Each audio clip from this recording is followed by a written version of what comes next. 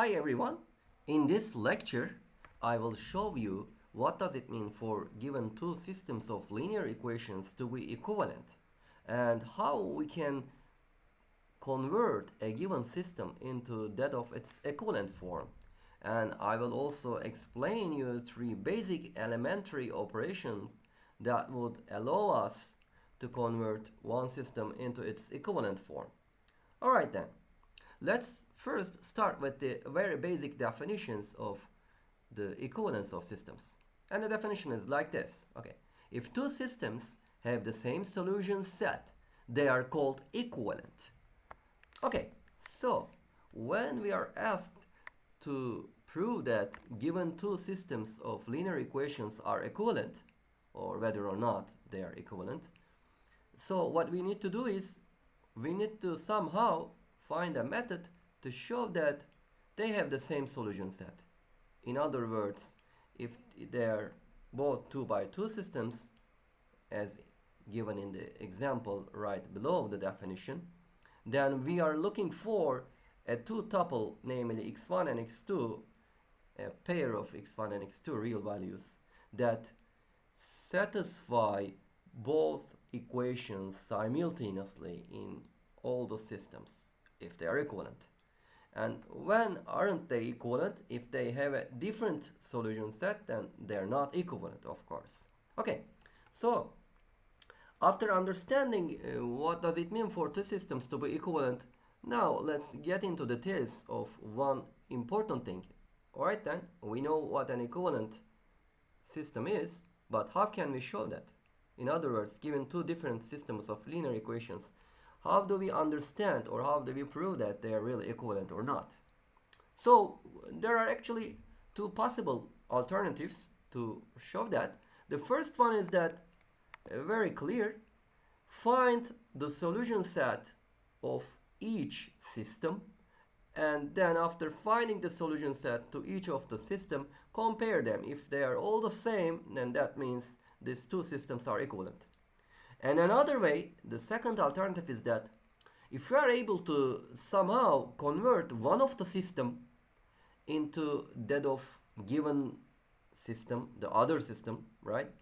So in this case, we have here the first system, as I numbered in red like 1, and we have the second system right over here to the right of the first system. There are two possibilities. First is that find the solution set of each system separately and then compare the results. If they are the same, that means they have the same solution set and therefore they're equivalent. And another way is that find a way to convert one of the system into other one. For instance, if you are able to convert the first system into the other one, then they're equivalent.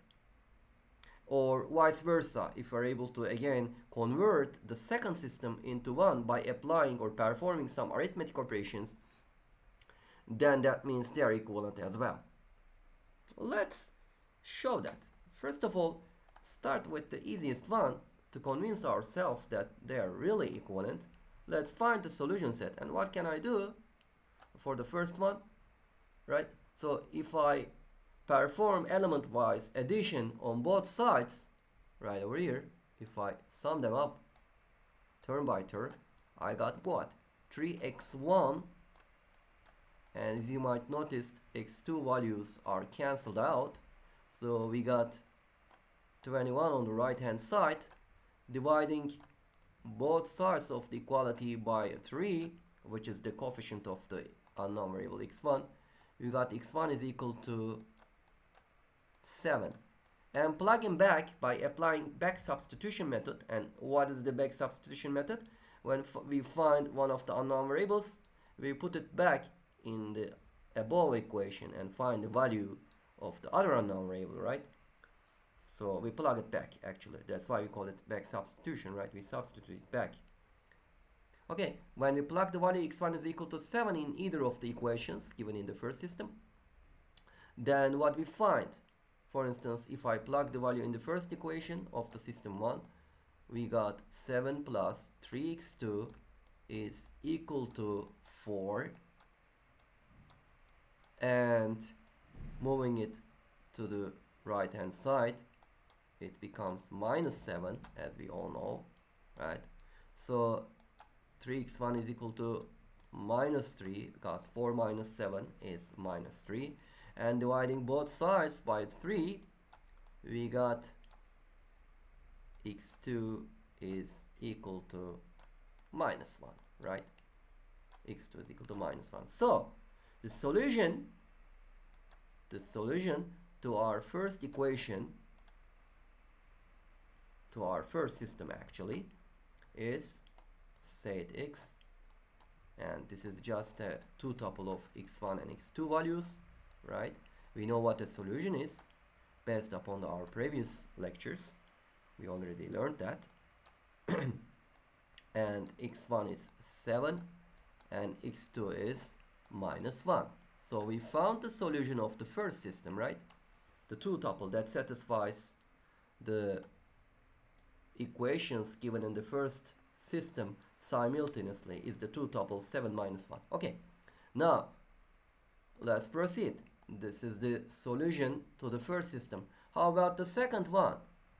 We apply the same additional subtraction procedure on this system as well to find the values of unknown variables x1 and x2, right? So basically this is even much simpler, because in the first equation of the second system we got 3x1 is equal to 21, and dividing both sides by 3 itself yields a value of x1 is equal to 7. And when we plug the value x1 is equal to 7 in the second equation, we got minus 7 plus 6x2 is equal to minus 13. And moving the minus 7 to the right hand side of the equality, right, we got 6x2 is equal to minus 6. And dividing both sides by 6, we found the value of x2, right? These are cancelled out, and x2 is minus 1. That's the good news. That's the good news, because what we have found so far is, as you see, the solution set to our second system, in other words, the x1 and x2 pair, or the values of this two tuple, is equal to 7 minus 1, right? So how can we conclude? What can we say about the equivalence of these two systems? Let's look at this.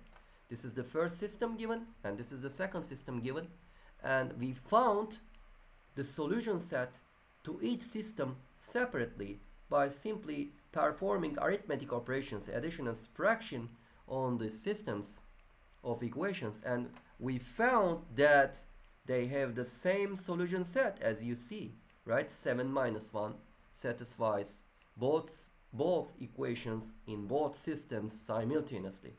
So in other words, they have the same solution set, right? They're equal. And therefore, these two systems are absolutely called equivalent systems, since we reach to the same solution sets for both of the equations. All right. As I said in the beginning, this is the first very clear approach to show that given two systems are equivalent. How about the other one, the second one? Let's now apply the second strategy. In other words, can we somehow, in some manner, convert one of the equations into the other one? So doing this means, if we are able to convert one to the other one, that means we find an equivalent system to each other. In other words, their solution set should be equal to each other, right? Because there is no other possibility left behind for us to say. Okay, can we do that? And how can we do that? Again, look at the first equation. Let's try to convert the first system into the second one. And if we are able to do that, that means we found a system which has the same solution set, right? So, but the difficulty is, how can we do that? Or is it possible to do that? Well, maybe. Is it even possible to do that? Or if we can do that, what kind of operations can be performed to do so? Let's look at that. Okay, let's focus on this now. The first thing, how about summing up term by term the equations on the first system? In other words, when we sum them up, we got what? We got 3x1 equal to 21, right? Okay, so let's do 3x1 is equal to 21. How did I obtain this equation? I obtained this equation, let me say it again. I performed element-wise additions on both sides of equality for the first system, and I got 3x1, right? Because 1x1 plus 2x1 is equal to 3x1, and 3x2s are cancelled out, and 4 plus 17 is equal to 21, so it's 27, sorry. So we got 3x1 is equal to 27. But it is not enough.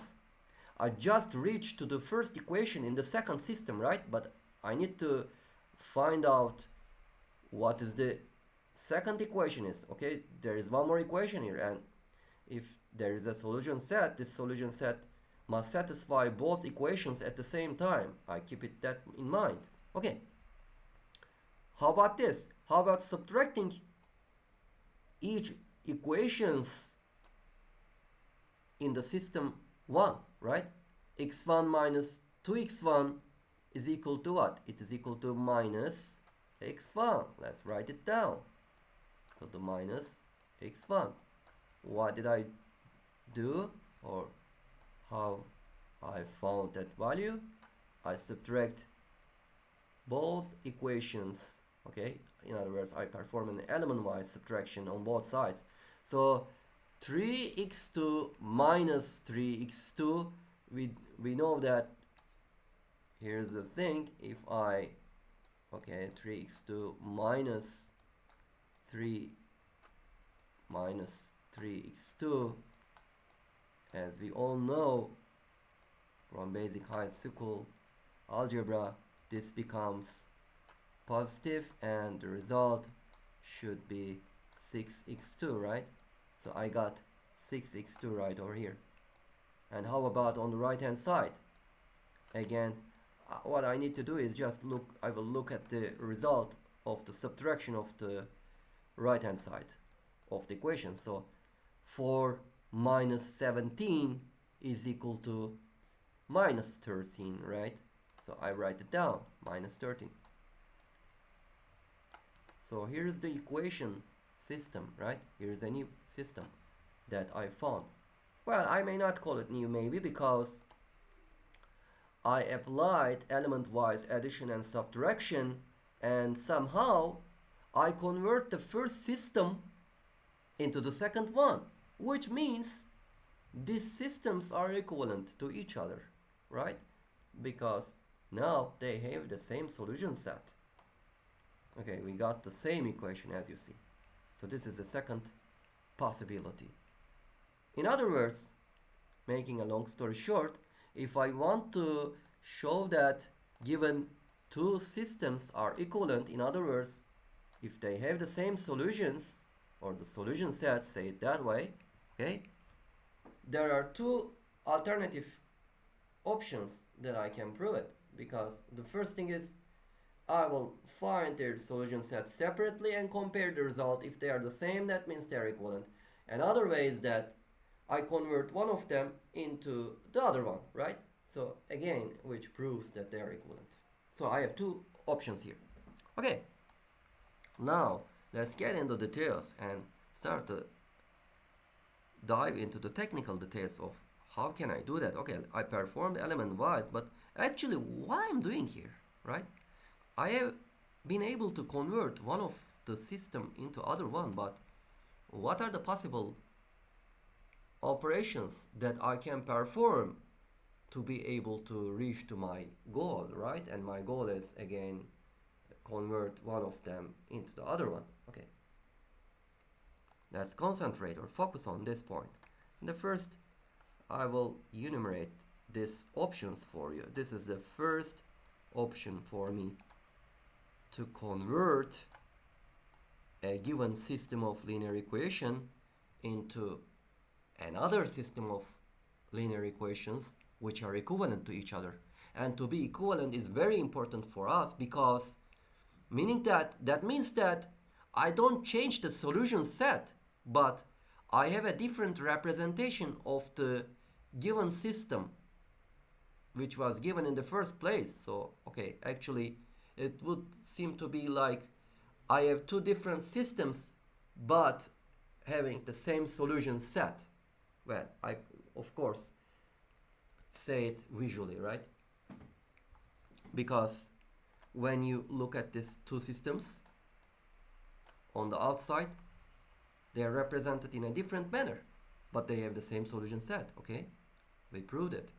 Okay, we can do this in any kind of system, any kind of arbitrary system. But how? Let's now answer this question, or start to answer this question. Okay, and to do so, I will go step by step. The very first operation that allows us, maybe we can say it that way, that allows us to convert one system into the other one that is equivalent to it. In other words, saying equivalent, I mean that without changing the solution set. Because if I change the solution set, then that means I found a different system, right? So I don't want that happen. I want to make things simpler. Okay, here's the first example. Let's say x1 is equal to x2 is equal to 2, and 3x1 minus 4x2 is equal to minus 3. Suppose this is the system A given us, okay? Okay. And system B, let's say system B is given as the following, okay?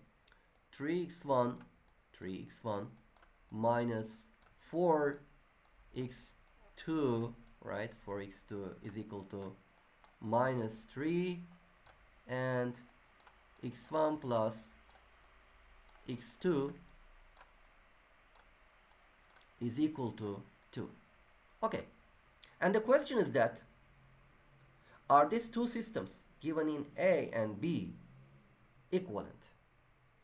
Alright then, the first thing is, you always have the option to show that these systems are equivalent by simply finding the solution sets of each system separately and then compare the results.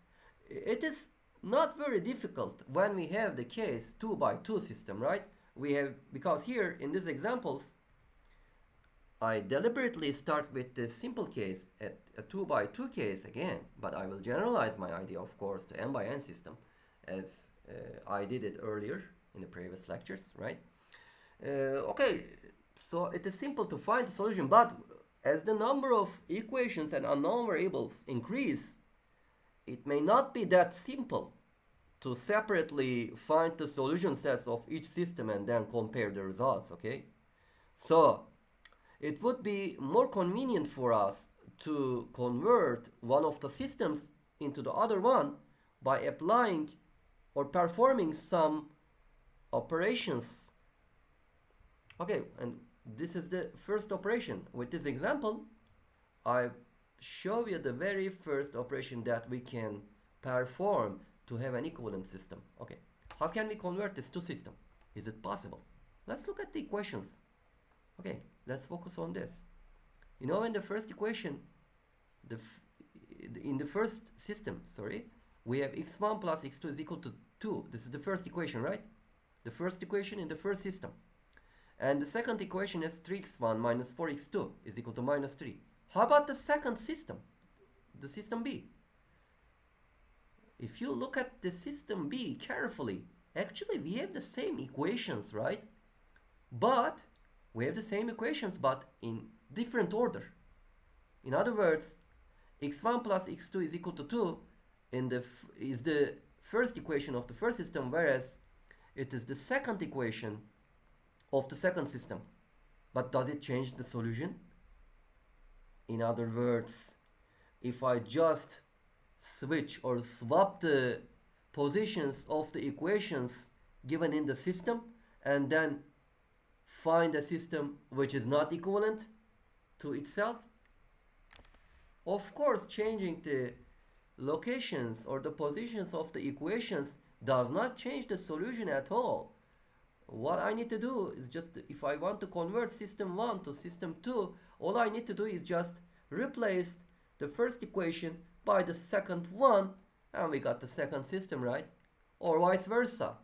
If I replace the second equation by the first equation in the second one, I got the first system. Well, so what can we say about this simple observation? In other words, if we have a system and if we change the positions of the equations, in other words, if we replace one equation by the other one, which means that just move one of the equations backwards or downwards or upwards, but nothing besides that, does not change the solution set at all, right? Because we have the same equations, we have the same coefficients, we have the same right hand side values. There is no change either on the coefficients of the equations or the unknown variables or the right hand side values. We just replace or modify their place. In other words, the way they look like, we just change it, but that is not the solution set at all. Okay, this is the first possibility. So we are allowed to replace one equation in the other one. In other words, if you call the first equation in any system, in either system, like E1, which means equation 1, so we can simply replace it with the other equation. And this if and only if symbol, in other words, this double arrow, right, it directs to the both sides, meaning that we replace one equation by the other one. So E1, equation E1 is replaced by E2 or vice versa. We can think of it. Okay. And it does not change the result at all, right? Because everything is the same. Nothing has changed. Or we can swap these equations. In other words, swapping the equations does not change the solution set at all. Okay, let's move to the second observation that we can make about solving the systems of equations. How about this one? Let's look at this. We have, suppose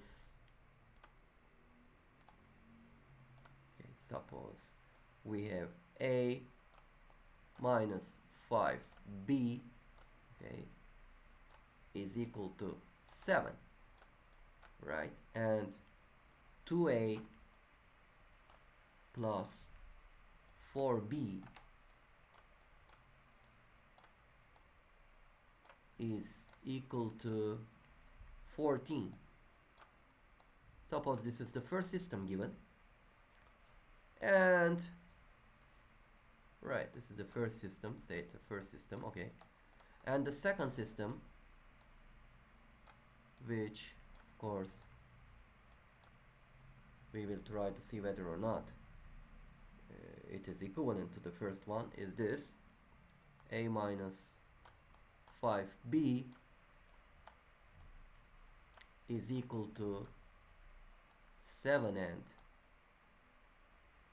8a, right? 8a plus 16b, okay, 16b is equal to 56. Okay, suppose our Naive-2 systems are given like this.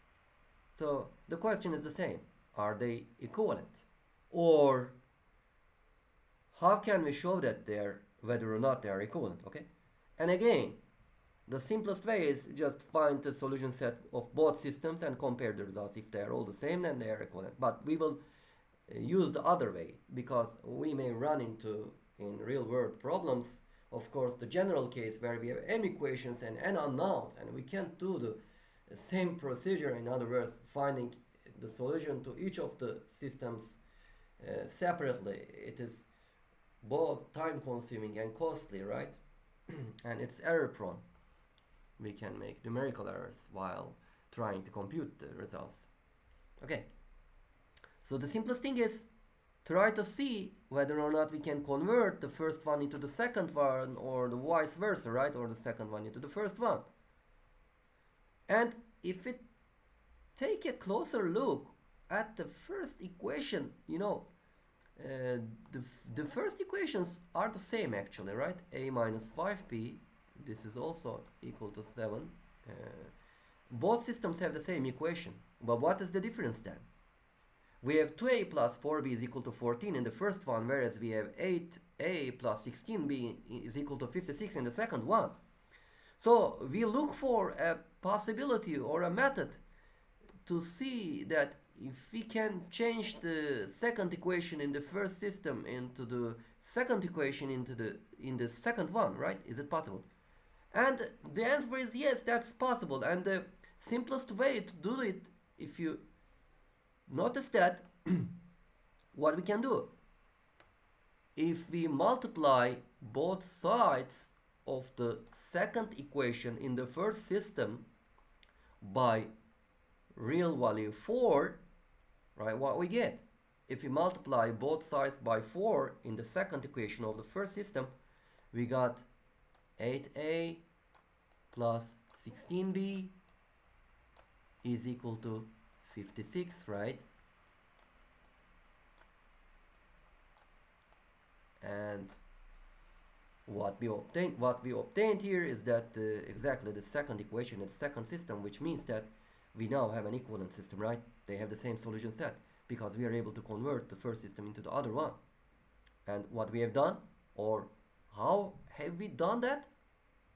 What we did is just we multiply the second equation, both sides of the second equation, by a real constant, right? By a real value, and find an equivalent system without changing the solution system. So that means that the second allowed operation that we perform on a given system to obtain an equivalent form is just multiplying an equation by a real value and replacing this equation by this newly obtained equation. What I mean is, actually I replace the second equation, right? Or if I replace the second equation by what? By, for instance, E2, if I represent the second equation as E2, what I did just, I write 4E2 instead of E2. In other words, I replaced the second equation in the first system by its equivalent form by simply multiplying by 4, right? Now I have 4E2, and which does not change the solution set at all. And why it doesn't change the solution at all? Because look at this. Even though we have a different representation of the second equation in the first system, actually the same x1 and x2 tuple would satisfy the same equation. The solution doesn't change because why? If we have the common term, right? We have the common term 4. So if I parenthesize based upon the common term, 4, and it's 2a to 4b is equal to, and again here we got what? We got 4 times 14, right? And as you might notice, when 4's are cancelled out, we have the same equation. Nothing has changed besides the representation of the second equation, right? So which does not change the result, which does not change the solution set. The same x1, x2 tuple, which is the solution set, would satisfy both equations in all systems, right?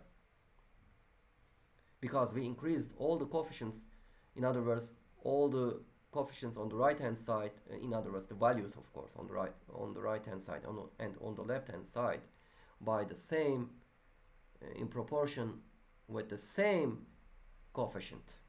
So when they are cancelled out, and the solution set doesn't change at all. So this is the second possibility, or the second options that we can perform. So let's see what we have so far. So the first operation that is allowed us to do without changing the solution set is just swapping two equations and replacing the order of them, right? The orders in which they are given. And the second is that multiplying an equation by a real value and replacing that equation with this newly found equation. In other words, for instance, in our example, we replace E2 by 4E2, which does not change the solution set at all. And then therefore, we have an equivalent system as well. Okay, now let's proceed to the third possible option that we can do. Here's the third way. Okay, another option.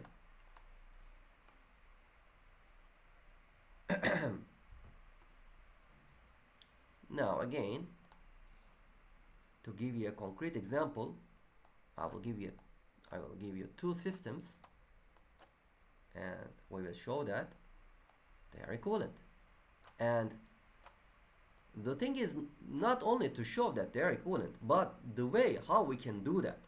And then I will put all these pieces together after showing you these examples and alternatives, of course. When we put them together, when we bring these pieces together, we have learned so far, we are ready to actually apply the same strategy to a more general case when we have an n by n system, right? Okay. A minus b is equal to 3 and 2a minus 2a plus b is equal to 9. Suppose this is the first system, and assume that this is the second system given, a minus b, all right, is equal to 3 and for a minus b is equal to, say, 15. All right, that doesn't matter, I just make up the values. The important thing is that to get the idea of what does it mean for us to convert a system into its equivalent form, which is very important for us in the later process. Okay, again we have two different systems. Okay, and the question is the same again. Are the systems are equivalent? Or if they are equivalent, then how can we convert one of them into the other one, right? We need to show that. Okay, what can we do? Let's take a closer look at again this equation systems. We have a minus b is equal to 3 on both sides, so there is no problem for this equation, but the second equation in two systems look different. But is it really the case? Well, that does not mean they have the same solution or different solution. The thing is, we need to convert one into the other one. If we can do so, then they are equivalent. If not, then they're not equivalent, right? They don't need to have the same solution set, by the way. Okay, how can we do that? I look at the two systems, right? So now by just swapping, well, okay, let's again consider all the possibilities. The first possibility, you know, what was that? The first possibility is just swapping the equations. In other words, replacing one equation by the other one. In other words, just changing the order. But this does not give us an equivalent system, right? How can we do it? If we change the place of these two equations, we don't obtain the second system. So that does not work here. How about just multiplying an equation and replacing it by this newly found equation? For instance, just multiply the second equation in the first system by a real value and replacing it in the second one? Can we gain that? For instance, multiplying by 2 yields 4a, but not minus b, right? Or not 15. So we don't gain the second equation by simply performing this second property that we have learned, right? So we need a much more deeper property in this case, right? We can simplify in this equation. But what can we do is, for instance, let's move it a little downwards, okay? Yeah. What we can do here is that if you notice, we have 4a and minus b, right? So I need to change the second equation. So I need to replace the second equation. In other words, say it e2. And this directed arrow means replacing the equation on the left hand side by what's written on the right hand side, okay? And the same thing works out for the other options as well. For instance, as you see here, actually what I did, I replaced the equation e2 by equation 4e2, right? I computed 4e2 and replaced by e2. Okay. So now how should I do that? Is it even possible? Let's raise this curly line and back to our point. Okay. So if I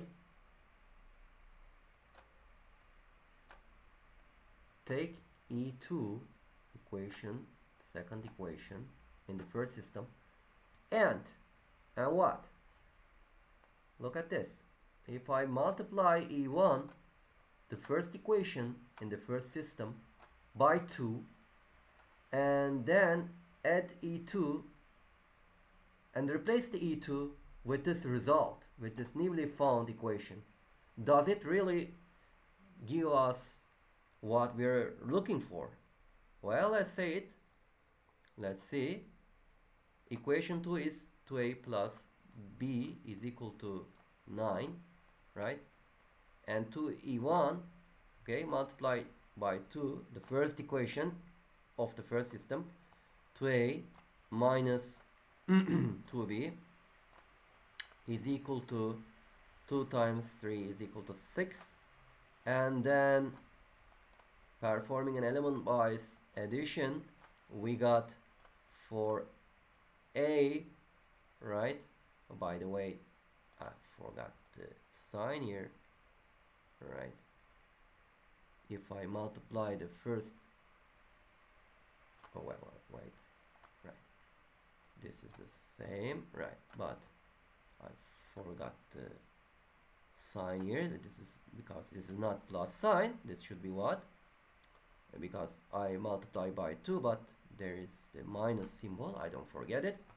Okay, now b minus 2b is minus b, and 9 plus 6 equal to what? 15. Okay, that's good news, because now we obtained the second equation in the second system. Okay, and how can I do that? Well, I simply inserted the equation, in other words, added equation 2 to E1, right? In other words, I multiply the equation 1 by real value 2 and added it to equation 2 and replace equation 2 by this newly found equation on the right hand side. So I replace E2 by what I found on the right hand side by simply performing this arithmetic operation, and does not change the solutions at all. This is the key observation that we have made through these 3 possible alternatives. Okay, so let's recap what we have learned so far in this lecture. Okay, So as you might remember, we started with the definition of the equivalence of systems. In other words, if two systems of linear equations are equivalent, then they must have the same solution set. In other words, if you want to show that given two systems are equivalent, we need to somehow prove that these systems have the same solution set. Their solutions are the same. And how can we do that? One way is to find the solution set to each of the systems separately and compare the result. If they're all the same, then we're done. And the second way, and more technical way, maybe you can say that way, is that can we convert one of the systems into the other one, right? And doing this means that we convert the system into its equivalent form, and by saying equivalent form without changing the solution set, we are able to have a different looking system, okay, which is very important. And how can we do that? There are three possible operations that we are allowed to do so. In other words, without changing the solution sets of the systems, we can convert one system into the other one. And how can we do that? The first thing is that we can simply swap the equations. In other words, replacing the order of equations, right? Writing the E1 instead of E2 or E2 instead of E1. That does not change the solution at all, right? Because all the coefficients, all the right-hand side values, unknown variables everything is the same, right? Nothing has changed, so it does not change the solution. Swapping the equations is one way, and another way is multiply an equation by a real value and replace it by the original one, right? So in other words, E2, this arrow for E2 means we replace equation 2 by its equivalent form for E2, which does not change the solution as we have observed here, right? I gave you an example, a concrete example of it. And the third option is we write or perform a simple addition and replace the left-hand side equation by the result of the right-hand side. And what is it? Is that multiplying another equation by a real value and sum this equation, this multiplied equation, with the same equation and replacing the equation by the newly found result as it is seen here, right? We replace the equation E2, which is given on the left hand side, by the result of E2 plus 2E1. Okay, and maybe the first two properties are simple to see that they really don't change the result, but how about the third one? Third one needs a closer look. Okay, let's see whether or not this is really true. In other words, we multiply another equation by a real value and sum this up with the equation that we are trying to replace by, right? And then replace this newly found equation by the original one. And we don't change the solution. Let's see, this is really true. Okay, let's prove it. Okay, the third one needs a closer look. Let's see, this is really true. And to do so, of course, what I will do is, okay, I will, let's first say we prove the third operation really doesn't change the solution set. Okay, let's see. Okay, suppose this is the equation, right? Well, K1A, oops, sorry, right, okay. K1A plus K2B is equal to C1, just, and Ki's, K1 and K2 are just arbitrary real values as well as C1, and A and B are the unknown variables, okay, and another equation is that K3A plus K4 B equal to C2. All right. Okay.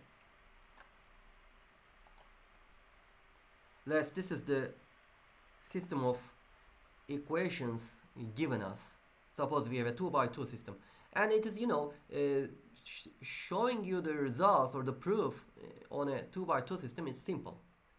At least you can simply understand what's really going on underneath the hood, right? And we can simply generalize our idea to an n by n system in a simple manner. This is not very difficult as long as we understand what we're doing here, right? So suppose this is the system, and let's prove that really doesn't change the solution set. And how can we do that? In other words, the last operation we need to show is that if we, for instance, if we multiply the first equation, okay, let's number the first equation and the second equation in this system, okay, in the given order from top to bottom, okay, and by default this is my convention, okay, this is the convention we stick with, okay, we number them from top to bottom like in this, okay, and what we assert that, for instance, if I multiply the first equation by a real value, say it k, and then add the obtained equation to equation 2 and replacing equation 2 by what we have found does not change the solution. Okay, let's see that.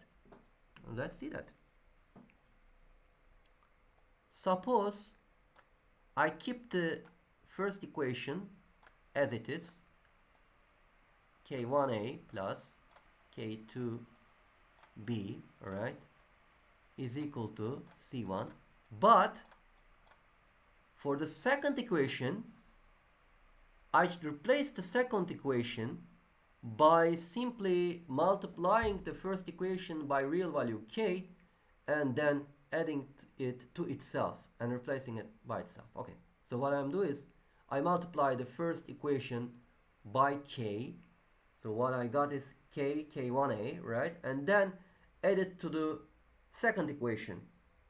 So what I obtain is k1 from the first equation, right, plus k3a,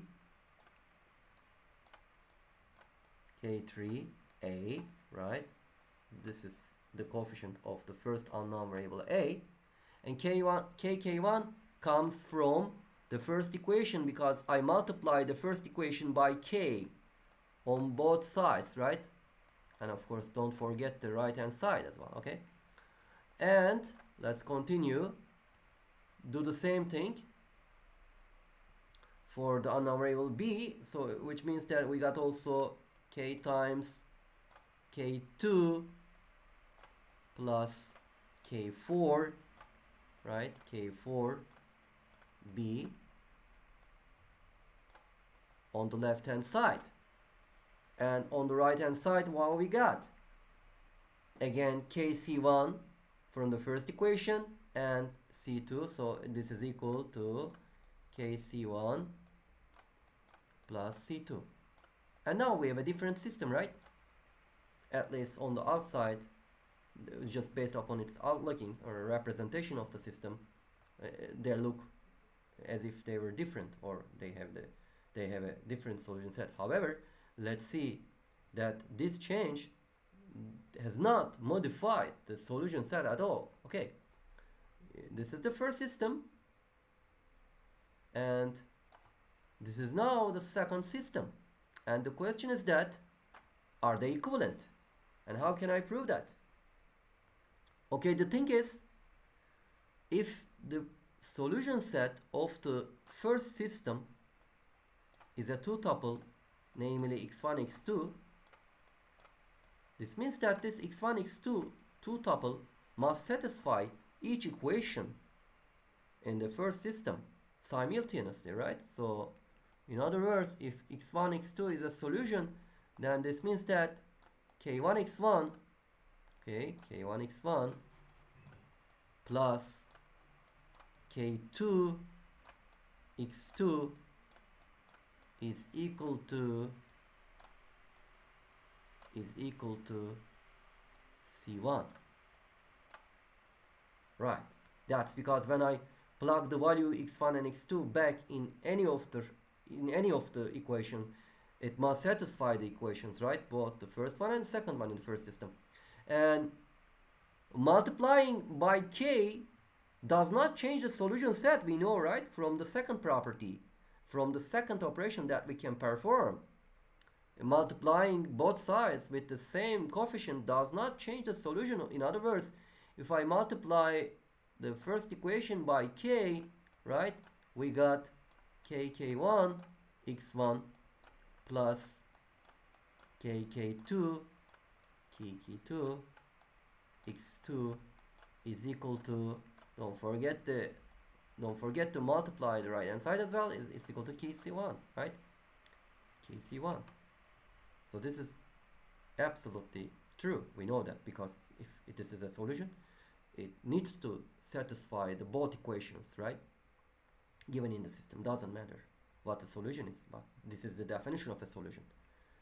And again, if x1 and x2 is a solution, guys, okay, so this is the first result that we can conclude, and the second is that, and second is that what? So second is that this, if I put the x1 and x2 in the second equation, it must also satisfy this equation, right? So k3 x1 plus k4 x2 must be equal to right hand side value, which is c2 in this case. Okay, this is two certain facts that we conclude based upon the definition of a solution of a system. Okay, let's continue with our reasoning. So what I'm trying to show now, I know that if I suppose that the solution is the two tuple x1 and x2, it needs to satisfy the both equations in the first system. And also, if these two systems are equivalent, right, the left hand side system and the right hand side system, it also needs to satisfy all the equations on the right hand side in the second system, right? So if I show that, then we're done with the proof. But how can I do that? Okay, let's see how can I do it. If I use the distributive property here, what I got k1 a plus k3 a, right? And again, I use the distributive property of multiplication over summation, right? I also get, well, maybe writing below it would be more convenient for you to see what I'm trying to do. Okay, let's say that k2 b plus k4 b. Then guys, if this is really, if the same x1 and x2 two tuple is really the solution set for the second system, it needs to satisfy all the equations in the second system. In other words, it is simple to see that it satisfies the first equation, because when we plug x1 and x2, k1 x1 and k2 x2 is simply c1, right? Because this is the same equation as it is in the first system. But the difficulty is to show that x1 and x2 is really satisfying the second equation in the second system. And how can we do that? If we apply element-wise summation here, okay, we got, you see, kk1, and when of course I plug, instead of a, I plug x1 right here, a's, because x1 and x2 is the solution, and instead of b, I write the value x2, and when I do this, so things becomes simpler. As you notice, guys, what we have here is like kk1 x1 plus kk2 x2, this part of the element-wise summation is equal to KC1, right? I know it from this, right? From this, as you see, it needs to satisfy, it needs to be equal to KC1, right? And how about this part? K3x1 plus K4x2 is equal to C2, right? C2. So the summation of this 2 is equal to KC1 plus C2, and which is equal to the right hand side right over here, right? This is what we are looking for. This is what we desire to find. So left hand side and the right hand side are equal, which means that this 2 tuple x1 and x2 really satisfies the second system as well, right? In other words, the equations in the second system are satisfied by the same solution set, which means that these systems are equivalent. Okay, and this completes the proof. So what we obtain here, that performing the third operation does not change the solution set as well. Okay, putting the pieces together again. So now we know in this lecture how can we show that two systems are equivalent, and how can we convert a given arbitrary system into that of its equivalent form. And I mean that converting a linear system into one that has the same solution set.